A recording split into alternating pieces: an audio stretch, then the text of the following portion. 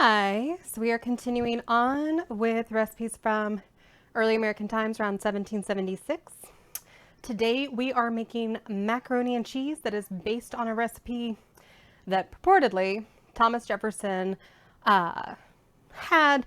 It was invented before him, but that he kind of tweaked with and everything, and that he served both at Monticello and at the White House. Again, he's also a controversial figure. He was a president. He did write the Declaration of Independence. He owned slaves. It's one of those where we should be looking holistically at the person, not putting them on a pedestal, recognizing their flaws. So we just take that into account as we make this recipe for him, because while he contributed quite a lot, there was also a lot more he could have done. I don't know that he would have been elected president if he had freed slaves, which is really, really sad for that time period. And really just bad word choice for him in the Declaration of Independence, owning slaves and being like, we're being treated like slaves. Like, dude. But anyway, but I do enjoy the adaptation of him in Hamilton and everything. So just that. All right, let's get to it. It's time for another episode of Cooking with Kaitlin. That's me. Enjoy.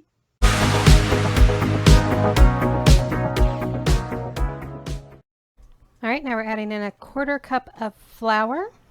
We're going to get that stirred just like so.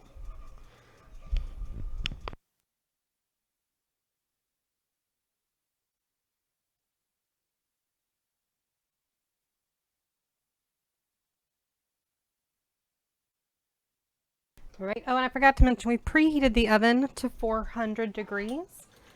All right. Now we're adding in some of our spices. Doing half a teaspoon cayenne. Having trouble shutting. Half a teaspoon of thyme. And then just a dash of some pepper.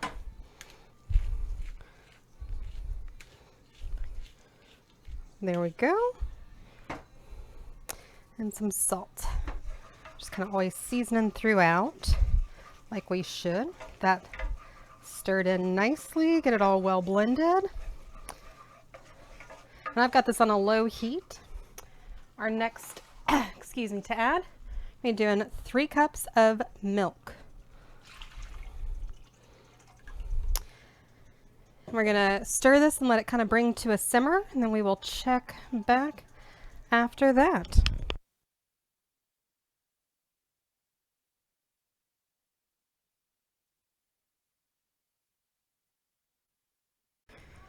All right, so it's lightly simmering, so we're going to keep adding in a half a teaspoon of Worcestershire.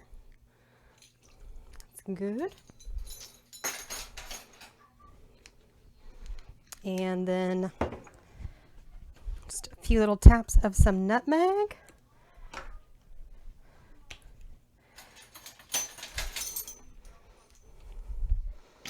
Then about a tablespoon of Dijon.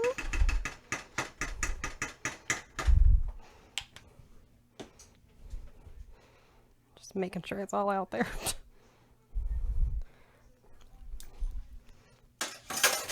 Sorry if that's loud. All right, we're gonna get that stirred in. And then it'll be time to add the cheese. But if you see, drain the macaroni. We'll get all that combined in a second.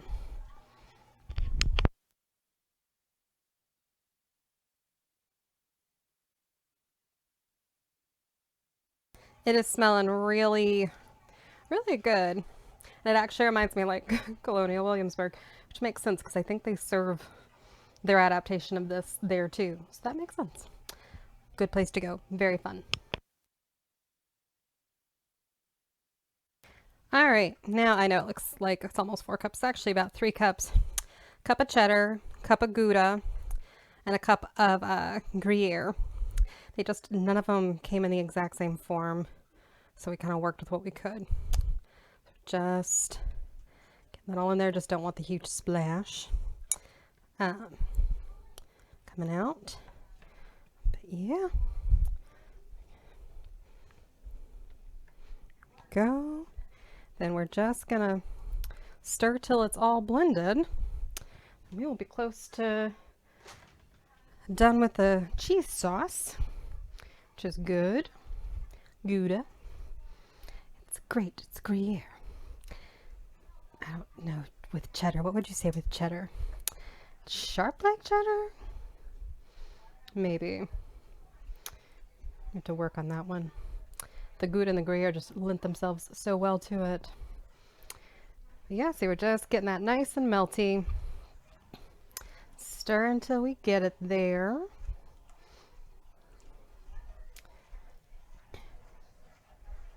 And then we will combine it all. Check back then. All right, so cheese sauce, look at that, it smells so good too, is all done. Should we turn the oven off? We're not just baking that. Got our macaroni, we're gonna stir in. We probably should have waited to boil a little bit longer, but it'll all work out. I have the faith.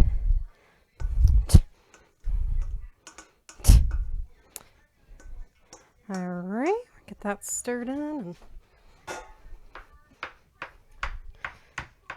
kind of just chop that up and then top it with a little more cheddar cheese.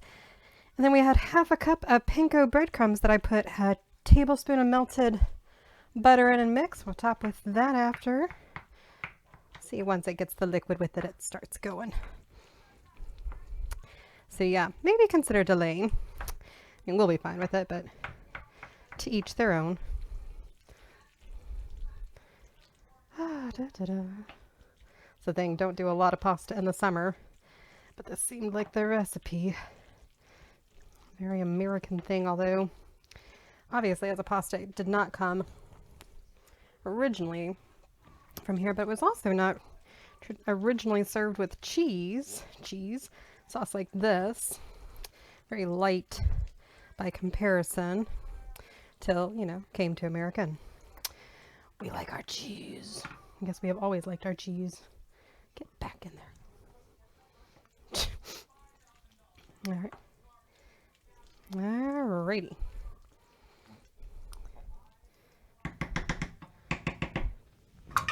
Right, now we're gonna sprinkle, just kind of sprinkle some cheddar cheese on top. However much feels kind of right to you. I know my hubs. And while I will have some of this, he will have most of it because he loves this kind of mac and cheese a lot. So, there we go.